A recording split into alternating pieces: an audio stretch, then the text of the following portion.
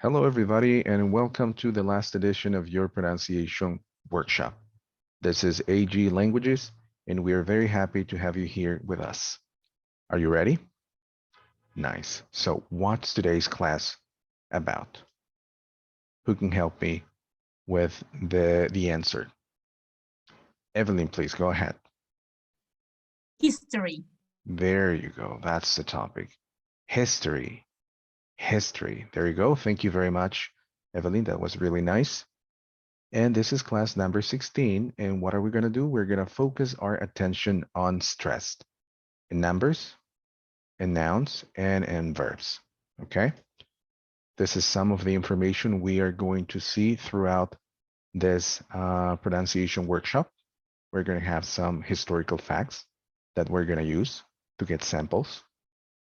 We're going to have statements to see if you guys agree or disagree with them, focusing, of course, on stressing the right syllables. We're going to have questions that you are going to answer, again, focusing on the right syllables. Okay, topic, history. Let's read some historical facts. Let's start. 1912. Just 4 days into her maiden voyage from Southampton to New York, the British passenger liner RMS Titanic sinks after colliding with an iceberg. More than 1,500 people lose their lives in the sinking ship or freeze to death in the icy Atlantic waters. 1914-1918, World War I, the war to end all wars. By the time the Great War ended in 1918, 16 million people had died. In Britain, barely a family was left untouched by this cataclysmic conflict. 1922, foundation of the British Broadcasting Company by a group of leading wireless manufacturers. Daily broadcasting by the BBC began in Marconi's London studio on 14th November. 1939-1945, World War II, a truly world war. It was fought throughout Europe, Russia, North Africa, and across the Atlantic and Pacific seaboards. It is estimated that some 55 million lives were lost in total. 1989, the Berlin Wall comes down. The collapse of communism in Eastern Europe takes place. And finally, 1997, Britain hands back Hong Kong to the People's Republic of China, ending more than 150 years of British control.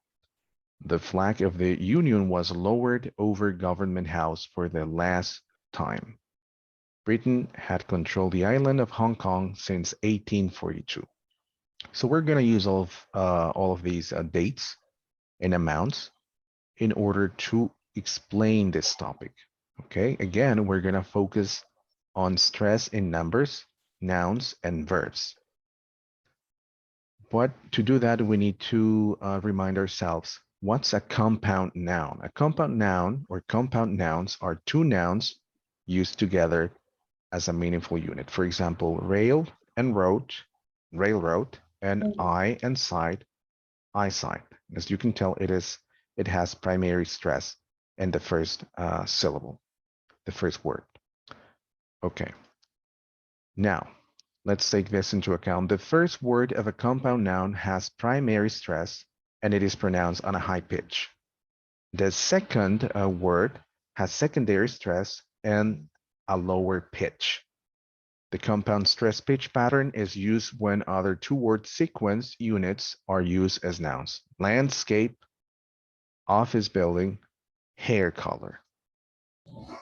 Now something interesting happens here. It says sequences of adjectives and nouns that don't function as units can have a different stress pitch pattern. So take a look at this. We have two words, a noun and an adjective, a sequence.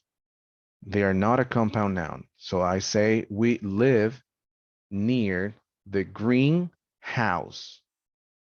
Both words have a primary stress syllable. We live near the green house. Green color, the noun is house. But the next one, we live near the greenhouse. We live near the greenhouse. The first one has the primary stress syllable, but not the next one, right? It has secondary stressed.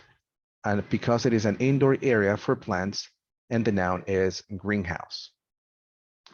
What happens with the next one? Sequences of adjectives and nouns can be pronounced like compounds when the speaker emphasizes the meaning of the adjective. Question, is your house the white one? No, I live in the greenhouse. So despite the fact that this one has an adjective and a noun, it is pronounced like the previous one, like this one, the compound noun. Why? Because I am emphasizing which one? The green one, the greenhouse. Now let's talk about numbers. Numbers ending in ty. Who takes the stress? The root, it says here. So not 60, but 60. Not 50, but 50. The T in these numbers is pronounced as a flap or a fast D. So you can say 60, 50. There are some tips here that you can put into practice. Tip number 1 says stress teen when a pause follows the vowel. For example, she's 16, period. There's a pause. So I emphasize teen. She is 16. I emphasize teen again because there is a pause right here, a period. 16. Tip number 2, stress the first syllable of teen numbers in the names of years. So not the teen, but it says the first syllable. So no 19, but 19, 60. Tip number 3, stress the first syllable of teen numbers when the next word begins with a stressed syllable. We have 2 examples. She is 16, period. So there's a pause. I emphasize the teen, 16. But here it's not like that. It says she lives at 16 Oak Street. I emphasize the root because the next word begins with a stressed syllable. And you don't want to have 2 stressed syllables right next to each other. That's why we have 16 Oak Street. Number 4, tip number 4, stress the first syllable when counting.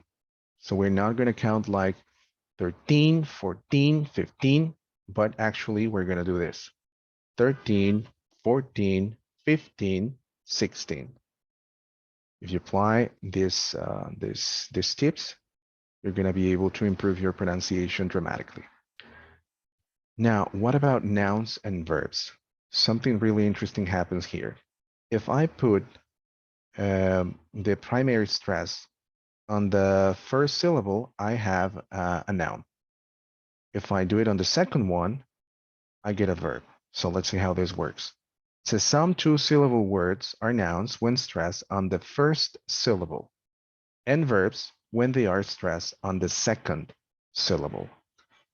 They keep good records. Noun. But as a verb, they record their expenses. Record, record. We have some examples here. For example, convict, a noun, a convict, and verb, convict. Subject, a noun, and subject. Same spelling. We have this one, produce, produce. Finance, finance. And desert, desert. Like don't desert me, do not abandon me, right? Desert. There you go.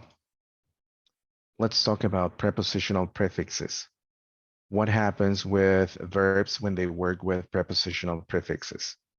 Well, the verb has primary stress when that happens. The prefix has secondary stress. For example, here, outdo. So do takes the stress syllable. Outdo. Overlook. Understand. Upstage. Foresee. So the verb takes the stress syllable. Now, who gets the stress when prepositional prefixes are working with nouns? Well, the prepositional prefix, like this one here. It says nouns. The prefix has primary stress. The noun has secondary stress. Oversight, underdog, outrage, upstart. So that's how it works. If you want to know more about these and many other topics, you can visit us at aglanguages.com. You can subscribe on our YouTube channel, to our YouTube channel. You can leave your comments there. We are on TikTok, Facebook, and Instagram. If you contact us, you can have access to our teachers from Spanish-speaking countries and English-speaking countries.